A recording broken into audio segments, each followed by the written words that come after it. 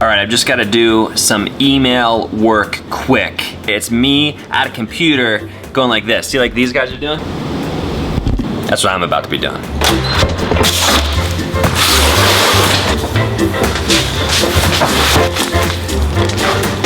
I know what that is, but I'm gonna save it for later. You should be excited though. So there's this place that I've really been wanting to go for a while. I've got like, don't have a watch on. I've got like, I think 30 minutes. I'm gonna go there right now. Also, I may or may not have pulled like a tendon in my foot, and when my big toe's feeling really weird. The purpose of the vlog is twofold today. First things first, Eric Wen and Audrey Ember, both fantastic YouTubers, check them out ASAP.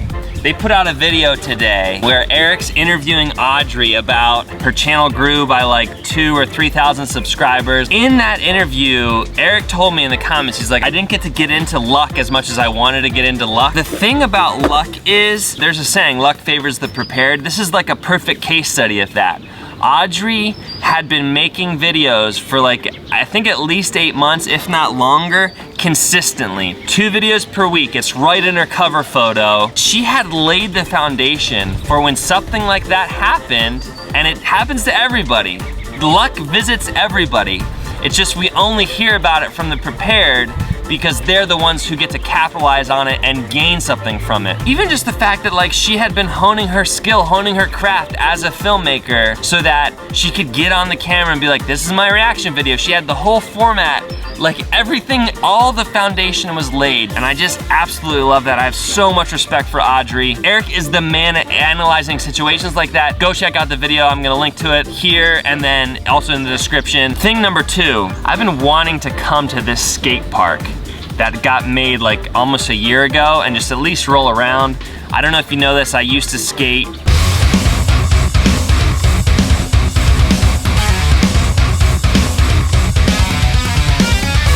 But I'm gonna go skate this park and see what happens. I haven't dropped in quite some time. Let's see if it's like riding a bike.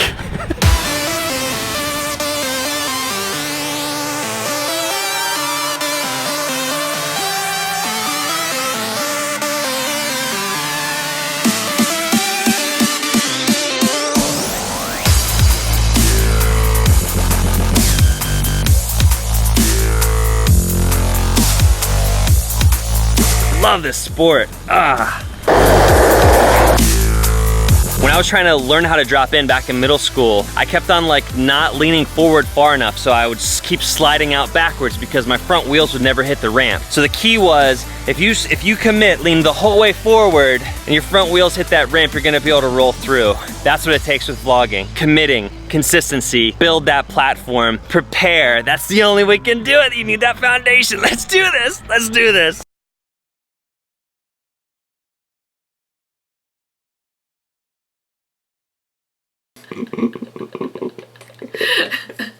Welcome to episode 3, Coffee on the Couch in the Comments. See, Christian, I can say it. Audrey just started a live video. Oh my goodness. This is us just watching Audrey's live video on our... I wanted to have something up because I feel bad if I don't do anything, but... Hey, Cody! What's up? Yeah, but I have like 2 hands right now, so... Hey, Alex! You should subscribe to her. What am I studying? I am a cinema and digital media major, but that's changing. Hint, hint to my next video. What about you, Kelsey? Global disease biology. Kelsey's in science. Okay, so we're going a little structured this time. Amber picked comments. We're going to respond to them. Then we're going to phase 2 of our story of how we met and how we started dating. Brian Sapp said, since... Love Brian. It's like, I know all these people around the world. I know. Just because of YouTube. It's the best. It's the best. I didn't know it was so cool. YouTube? Yeah. I know. Nobody did. I just thought it was like videos that I could search Chad just texted me and was like, I didn't know. Literally a community. I know. Chad texted me and was like, I didn't know that the YouTube community was like that. Yeah. Mark said failure and choosing vulnerability within a trusted community that can uplift and challenge instead of withdrawing and avoiding and spiraling. That's huge. Failure in community is so good. Right, that's how you get up and you grow and you're vulnerable. And choosing vulnerability. I mean, I think no matter, you're talking to a lot of like entrepreneurs, but whoever it is, like I'm not one. Like no matter who you are, you need community within your... Community is so vital. Yeah. Just can't even... I mean, we got to where we are today because of community. Right. I was just thinking with the two, Anthony Bourdain and Kate Spade, Right. you know, it's like we're interviewing some experts on suicide, and something that they said that really I was really taken by was, don't believe the myth that like you shouldn't ask someone, are you struggling with suicidal thoughts? Just always ask. Like if you get any inkling, ask, because it's not like you're giving them the idea. You're not giving anybody the idea for suicide.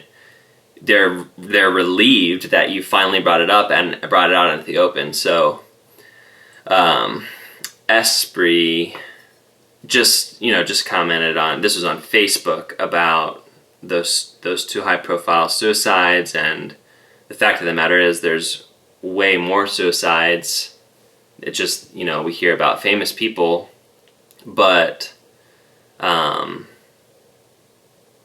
it's like, in this world that we live in with social, where we're just all putting out our best selves and like we're these photoshopped versions of ourselves and stuff, and it's like technology was supposed to connect us, but it's like isolating us. And I just think it's a double-edged sword, technology. It really can isolate you if you let it, but it really can connect us, like we were just talking about with YouTube community. And so I just want to encourage everybody, and this isn't normally how Coffee in the Comments on the Couch, or whatever the name of this is called, goes, but I just want to encourage you, like, talk, bring it up, engage, whether through technology or in person or whatever. Don't ever shy away from a conversation if it's tough, because it's just better to have a conversation. And it's not, like Esprit was saying, like, the last thing you want to do is make a phone call when you're feeling that far down. Like, you might need someone to engage, and it's not going to feel comfortable. It's going to be uncomfortable, but yeah, I don't know. Do you think this is too heavy? Probably too heavy. I'm like this tearing up. is a little too heavy, maybe. And I'm also like, I should say something about it, because like I worked in mental health. Yeah, I think that's why I chose Mark's comment, because Right. even for me in my lowest, hardest, biggest times, when I look back at those moments, it's like the people that surrounded me. Right. Once I reached out, there were times where I felt so alone. Once I shared, once I reached out, once I let them in, like that loneliness, like just was taken away. I might have still remained in the situation that I was in. Like that might not have changed, but because I told somebody or shared it with somebody who I trusted, who I loved, who loved me, like there was no judgment, it was just like a release and a freedom, and like I didn't feel alone anymore, which is I think what community is all about. You're not alone. Right. You just have to allow yourself to get to the point where you are vulnerable. But I think that is really hard to do when like you're in it.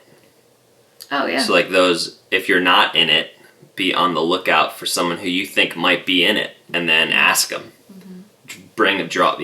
Insert yourself into an uncomfortable situation, because it's worth it. All right, phase 2. So, as you remember, Amber was dating a guy, and I fell in love with her by accident. But I couldn't do anything, because it was like bro code. I wasn't going to make a move. So we started hanging out. All of us started hanging out, all the friends, like Phil and Brittany. There was a lot of people. Just a big group of people. I'm like, Phil, I need help, man. Like, I really like her, but like she's got a boyfriend, and like I just need help. So then, like 2 or 3 weeks later, Phil's like, they broke up, bro. Was it 3 weeks later? How far? I don't know, maybe like a month into college or something. 4 weeks later, they broke up, and I'm like, what? I'm like, how long do I have to wait until I start pursuing Amber? That's what I thought. That's what I immediately thought. I'm like, I should wait a month. And I think I waited 2 weeks. So, applaud. Because it was hard, because I was already in love with her. I didn't actually think I was in love with her at the time. I just was like I said, I just saw, so look at these, just show them. Look at those eyes. Did you shake them? No. She can shake her eyes. It's a cool trick she does for kids. And so I think I waited 2 or 3 weeks, and then all of our friends kind of started like studying, and I never studied in college, and Amber was just really efficient and good at studying in college, so she would get it done during the day, and it just ended up being the two of us hanging out. And what happened? It was swing dancing first. We did swing dancing classes like it's a big group. But they had gone to a bunch of them before I started going. And so they had to catch me up. So we were in the hallway of our dorm, and we go to start swing dancing. And Amber's my partner. She's going to teach me how to do it. And we grab hands in the crab claw way, the swing dance way. Yeah. And her hands were so cold. And I'm like, oh my goodness, your hands are so cold. And I'm like, I'm trying to warm them up. And Amber's like, uh-oh. She felt that little, I just remember the moment, Cody was a friend. I was enjoying making friends with all kinds of new people and just showing him this swing dance move. And when he started rubbing my hands, I remember feeling heat from my head to my toes. I was like, what is happening? And it's suddenly, I say a veil was lifted, and I from her eyes. Oh, that's really nice. He's attractive. No, so we started going on walks. Amber wants me to show you this photo of me in the tree wearing my black shirt. Yeah, somebody wanted that, right? Oh, really? We walked for hours. Walked and walked and walked. We went on a fun date, kind of, where we watched The Princess Bride, in the grass on a tarp and a blanket on my laptop. Because when I was I want to have a defining the relationship, which I called a relationship defining conversation, you didn't think that I was going to be saying let's be boyfriend and girlfriend. You thought I was just going to be saying let's talk about what our relationship's going to be. You were just going to say I like you. Right, Do you like me? I was like, no, I was going in. I was going for the close. And so, we had this conversation. Well, we decided a lot of things. I mean, how detailed do you want to get with this? Not very detailed. I just wanted to tell him that we decided not to kiss until we got married. Okay. What? There you go. What? I said, well, there you go. There you go. So we decided not to kiss till we got married, which is what made this moment extremely special. Cody, you waited a long time for this. You make this your bride. And that's that. That's episode 3. Yeah. So hit the like button, subscribe if you haven't, click the bell. All right? All right.